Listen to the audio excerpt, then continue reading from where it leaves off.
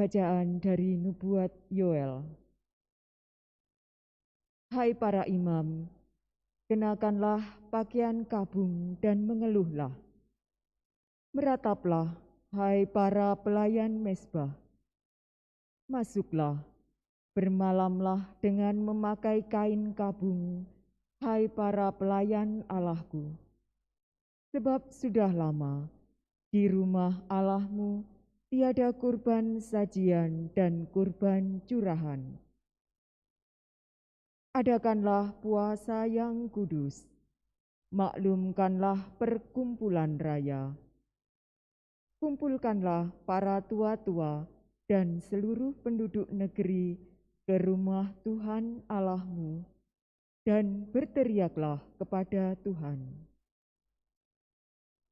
Wahai hari itu, sungguh hari Tuhan sudah dekat. Datangnya seperti hari pemusnahan dari Yang Maha Kuasa. Tiuplah sangkakala di Sion dan berteriaklah di gunungku yang kudus. Biarlah gemetar seluruh penduduk negeri, sebab hari Tuhan datang, sebab hari itu sudah dekat. Suatu hari gelap gulita dan kelam kabut, suatu hari berawan dan kelam pekat.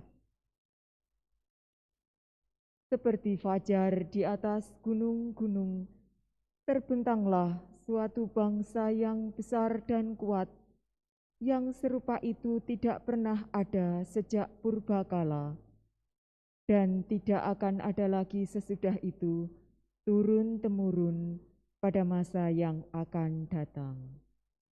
Demikianlah sabda Tuhan. Syukur kepada Allah. Tuhan menghakimi dunia dengan adil. Tuhan menghakimi dunia dengan adil. Aku mau bersyukur kepada Tuhan dengan segenap hati. Aku mau menceritakan segala perbuatan-Mu yang ajaib. Aku mau bersukacita dan bersukaria karena Engkau, bermazmur bagi nama-Mu, ya yang maha tinggi. Tuhan menghakimi dunia dengan adil. Engkau menghardik bangsa-bangsa dan telah membinasakan orang-orang fasik. Nama mereka telah Kau hapuskan untuk seterusnya dan selama-lamanya. Bangsa-bangsa terbenam dalam lubang yang dibuatnya. Kakinya terperangkap dalam jaring yang dipasangnya sendiri. Tuhan menghakimi dunia dengan adil. Tetapi Tuhan bersemayam untuk selama-lamanya. Tahtanya didirikannya untuk menjalankan penghakiman. Dialah yang menghakimi dunia dengan keadilan dan mengadili bangsa-bangsa dengan kebenaran. Tuhan menghakimi dunia dengan adil.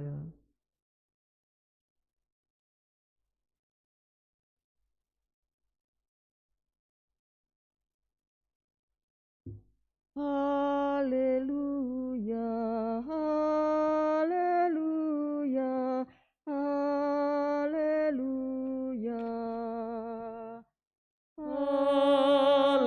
Haleluya, haleluya, haleluya. Sekarang penguasa dunia ini dibuang keluar, sabda Tuhan. Dan bila aku telah ditinggikan dari bumi, aku akan menarik semua orang kepadaku. Haleluya, haleluya.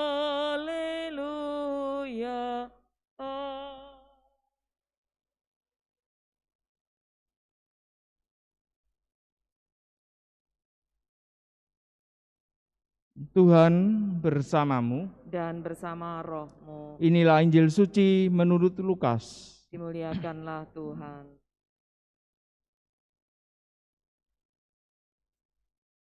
Sekali peristiwa setelah Yesus mengusir setan, ada beberapa orang yang berkata, ia mengusir setan dengan kuasa Beelzebul, kepala setan. Ada pula yang mencobai dia dan meminta tanda dari surga. Tetapi Yesus mengetahui pikiran mereka lalu berkata, setiap kerajaan yang terpecah-pecah pasti binasa. Dan setiap rumah tangga yang terpecah-pecah pasti runtuh.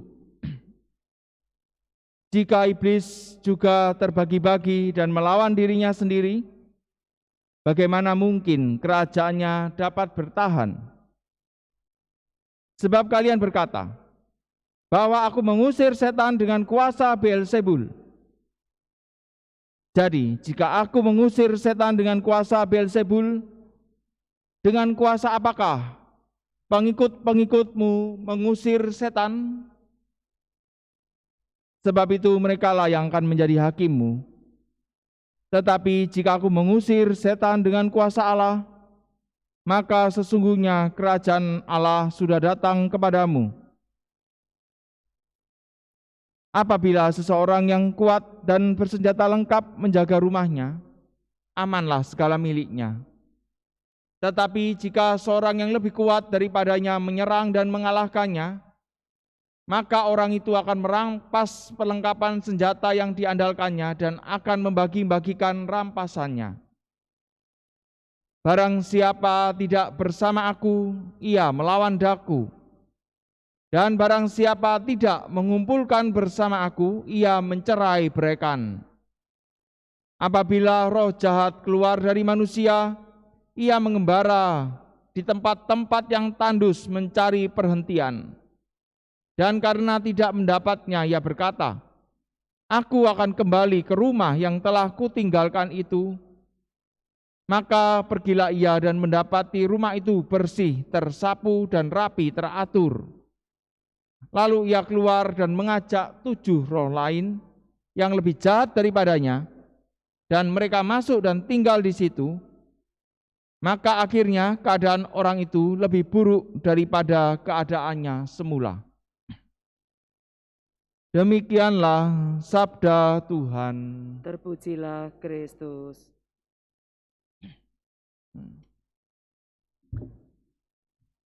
Setelah Yesus mengusir setan, ada beberapa orang yang berkata, ia mengusir setan dengan kuasa Beelzebul. Saudara-saudari yang terkasih dalam Kristus, orang yang hatinya dipenuhi dengan iri hati dan kedengkian tidak akan pernah melihat kuasa dan kebesaran Allah. Hal itulah yang terjadi di zaman Yesus. Walaupun Yesus melakukan banyak mujizat, orang-orang yang hatinya iri dan dengki, tanggapannya adalah Yesus mengusir setan dengan kuasa Beelzebul, katakan seperti itu. Sekarang kita bisa melihat diri kita masing-masing. Masih adakah rasa iri hati dan kedengkian di dalam diri kita? Mulai dari hal-hal kecil dan sehari-hari. Itu akan terlihat dari apa yang kita katakan. Kalau kata-kata yang kita ungkapkan adalah kebencian, kemarahan, kedengkian, itu sebenarnya berasal dari hatinya sebenarnya. Hatinya masih iri hati, lihat orang lain sukses langsung marah, langsung membuat gosip, wah wong iki ngene, seperti itu. Itu tandanya orang yang masih iri hati dan dengki. Yang rugi siapa? Orang itu sendiri. Karena itu kalau kita masih punya rasa iri hati dan dengki, maka harus kita ubah. Caranya bagaimana? Pertama, dengan bersyukur. Bersyukurlah atas apa yang telah Tuhan lakukan di dalam hidup kita. Pasti banyak hal baik yang telah Tuhan kerjakan sampai sekarang ini dalam kehidupan kita. Yang kedua adalah bersikaplah murah hati terhadap siapapun. Maka kalau kita punya dua sikap ini, bersyukur dan murah hati, maka kita akan bisa melihat bahwa Allah bekerja, berkarya dengan luar biasa, dengan baik dan indah di dalam kehidupan kita.